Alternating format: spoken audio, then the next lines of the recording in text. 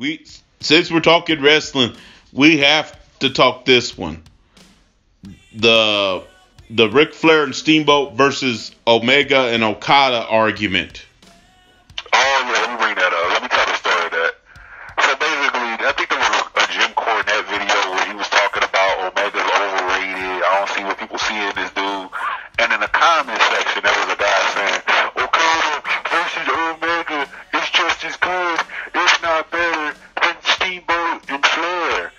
And basically, everyone dragged this guy. It's like, when people write things like that, you don't know if they're trolling or if they're just doing it just to do it. But this dude probably was dead serious because you know how the New Japan stands are. Like, Yeah. everything that comes out of Japan is better than everything else in the world in their minds and everything. And I was like, I'm going to ask Unc about this. He could call out how stupid that comment is. So, how many Rainmakers? Is it one Okada match? 1,000 Rainmakers. So this is going to be like the fourth time they fought, right? Or the third or fourth time they fought.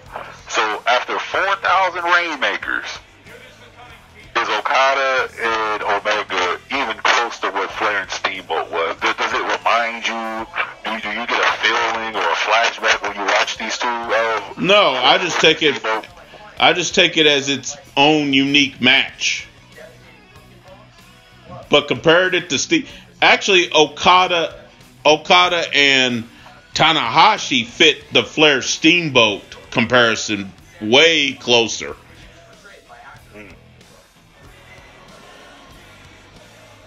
It's like, how do people fix their mouths and their minds or even their fingers to even put this out into the universe?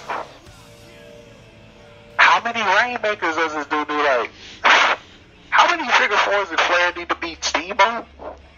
Yeah, whenever he used the figure four on Steamboat, most of the time Steamboat didn't submit, but it did play a factor in the match, sometimes with Flair winning. How many crossbodies did Steamboat have to use to win? Usually he threw only one. It's like, man, everything out of New Japan is so superior. But they do 1,000 finishing moves in one match, man. But when Lesnar does 6 F5s on Roman, it's the end of the fucking world. It's like, I can't do it with these dudes. But what are some feuds you would say are up there with Steamboat and Flair, or even Rhodes and Flair? With Steamboat and Flair? Because people say that that's one of the best rivalries / feuds of all time. What are your, if you had to do a top 3 or top 5, your top 3, top 5 favorite feuds that you've ever seen? That you would say that are up there or even better than Steamboat and Flair? Steamboat? I guarantee you Okada and Omega are not going to be one of them. No, for me, Steamboat, my favorite feud would be, in top 3, Steamboat, Flair, definitely. This might shock people. Yes, I'm going to name them. Hogan versus Savage. Oh yeah, definitely. Yeah, that might shock some people to say, "Oh, I thought you hated Hogan. He was racist and stuff." I said, "I do. I hate the person, but I've never knocked his career." And that's also the feud that featured the Dungeon of Doom as it continued on. Hogan and Savage, not exactly.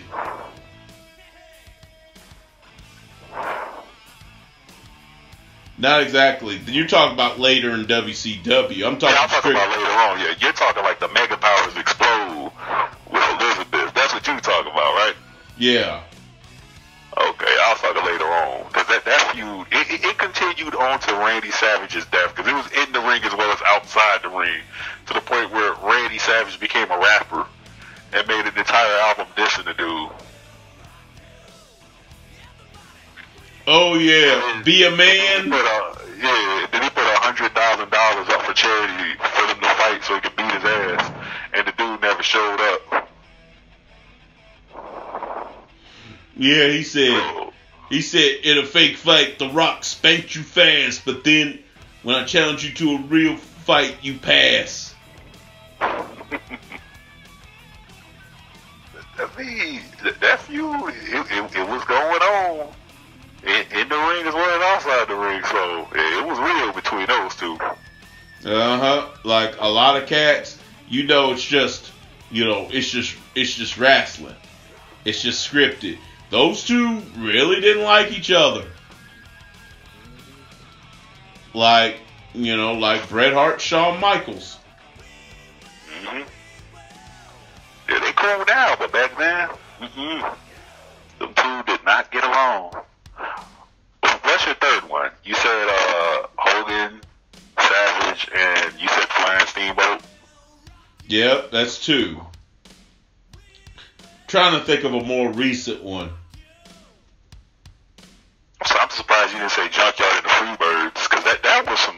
You know what? I heard about it after I became a fan. Oh, okay. I didn't actually see it in real time. But the story of it is still mind-boggling to me. It is indeed. Two. See, who's a third? I'm trying to pick a non WWE WCW one. I'd say my third favorite all-time feud to look at, and this would have been early TNA days. Chris Daniels, AJ Styles. Those are good picks. Now, if they want to put Daniels and Styles up there on Flair and Steamboat, that's one thing. But Okada and Omega? Yeah, because they didn't do... Yeah, I mean, Styles and Daniels did 1,000 moves too, but they didn't do their finishers 1,000 times. Exactly. You didn't see the Styles. Or if you saw a kick out, it was one time. Or the Angel Wings come out 100 times in the same match.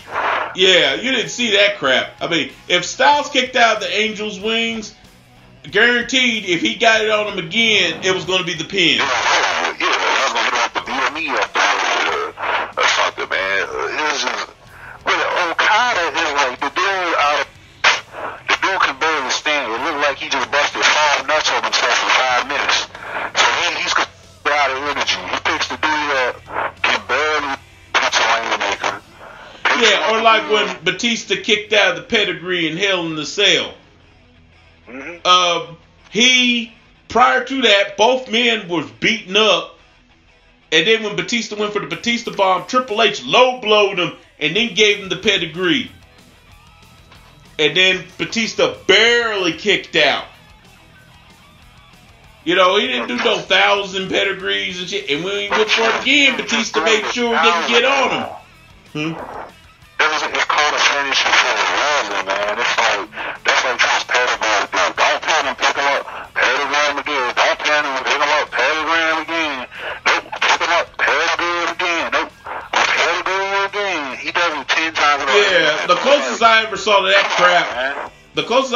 that crap was Undertaker or Triple H at WrestleMania 27. I mean, and that was one of the few downers of that match. He pedigreed him like 3 times. He even gave him the tombstone. Talk about Triple H. He even gave Undertaker the tombstone and still couldn't get no pin. Now, it started getting ridiculous on that. That's a different situation. Let's take Romania with the streak. So, in that situation, you're trying to do everything you can. But this is just a normal dude versus another normal dude, man. Like, even people like the man, it's like all over to set that thing up, man.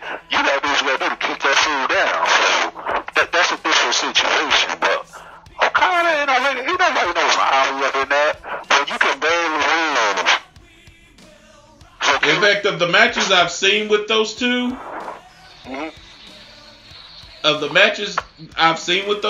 the only one I really liked was the very first one. Yeah, that's on the street. The second one was like, The second and third bouts got ridiculous. It's like, you got kicked in the back of the head, so your brain barely function. You're exhausted. Yeah, especially when he gave him the dragon suplex off of the top rope in the first match. I'm like, no, the match was over. Omega, that white boy should have won. Because a move like that, that's a finisher, man. Mm-hmm. No, it's like, no, he got dragon suplex off. He got kicked in the back of the head so badly that you felt it. The dude's been running around in circles for over an hour. So the dude's beat up and can barely breathe. He picks him up, hits with it, picks him up, hits with it again, picks him up, hit him with it again. And that's when I looked at it, I said, you know it's fake, right? And like, yep, and this confirms it. I can't suspend my disbelief watching this no more. That's like watching The Walking Dead, man, and Rick shoot his eyes in the head, and the zombie like, I'm okay, Rick, I'm okay. Just keep going with the scene, man. It's like, come on, man. I know it ain't real, man, but you're making it showing me it's not real. You know? It's like going to a magic show and the magician showing you how he does the trick while he does it. I'm going to cut this box in half. Just remember, I'm not actually cutting the box in half. This is in the wrong because I got the mirror back here, so the trick's not going wrong, you know, because you know it's wrong, just the trick of the light. It's like, man, why'd you tell me that, man? I was actually somewhat entertained by it, you know?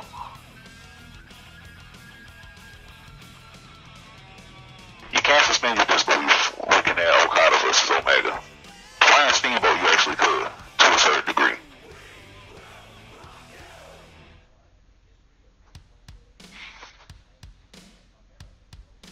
Yeah, man, shoot. My top three feuds, though, I would pick, of course, Rockin' Trips, definitely. Number two, I want to say Raven and, who am I thinking of? Raven and,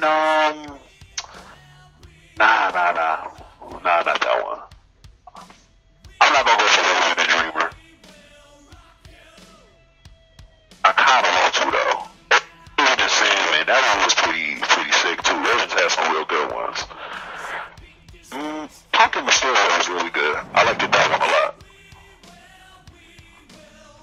And number three, I'm going to go with Sasha and Charles Flair. Yeah. I mean, as long and repetitive as those matches got, they at least tried to make each one different. Yeah. And it wasn't this crap of 1,000 finishers. Like if Charlotte got caught in the bank statement crossface, the match most of the time was over. Likewise, if Charlotte caught her in the figure eight, most of the time the match was over. Mm-hmm. But not with Okada and Omega. They're going to do their finishes a million times on each other. This is not an ass whipping from your mom and dad. But even with the ass whipping with mom and dad, you get hit with the belt one time, it hurt. 2 times, does it hurt less? No, it hurts more. Because you're getting hit again and again with the same damn thing. So if Goldberg spared you the first time, it's going to hurt. If he spared you the second time, is it going to hurt more or less, huh? Yeah. Probably more. If Nakamura hit you in the balls one time, yeah, it's going to hurt. But if he hit you in the balls 2 times, does it hurt more or hurt less the second time? No, because your stuff is still tender from the first hit. So he gonna hit you again. It's gonna hurt more. So this whole thing where it takes multiple hits of the same thing to take this dude down. It's like, come on, man. A little spinning clothesline, bro. Come on, bro. Yeah, all it is basically a fancy version of what Jake the Snake used to do back in the day.